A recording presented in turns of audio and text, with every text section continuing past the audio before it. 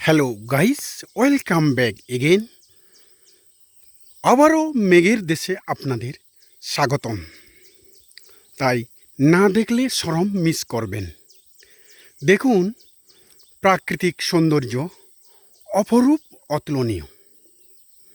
কার কেমন লাগে জানি না, আমার কাছে নাম্বার 1 হলো সমুদ্র, আর দ্বিতীয় স্থানে হলো পাহাড় পর্বত। কেননা এই সমুদ্র এবং পাহাড় পর্বত অনেক কিছু দেখার আছে এবং অনেক কিছু শেখার আছে। এই দুই জায়গায় অনেক কিছু দেখা যায় এবং অনেক কিছু শেখা যায়। দেখুন, প্রকৃতির কি অপরূপ, মনে হয় যেন সব কিছু সাজিয়ে গুছিয়ে রেখেছে।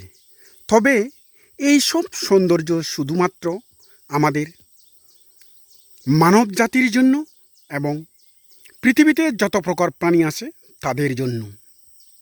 কেননা এই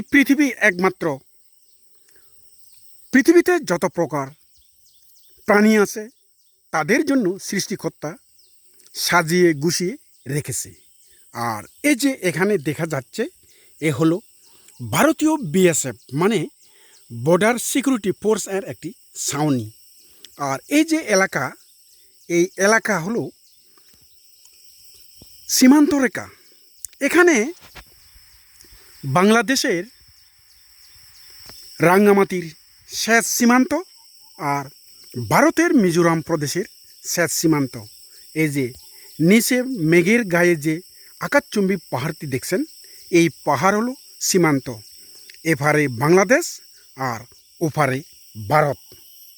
দেখুন, এই সীমান্ত রেখায় দুটি দেশকে বিভক্ত করেছে।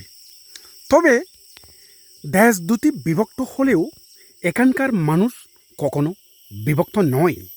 এখানে উভয় দেশের মানুষ উভয় দেশে এসে চলাফেরা করে। সমাজ একেই, ধর্ম একেই, সংস্কৃতি একেই, সব কিছু একেই। তবে আমরা ভারতীয় উপমহাদেশে এখানে অনেক জাতিগোষ্ঠী আছে।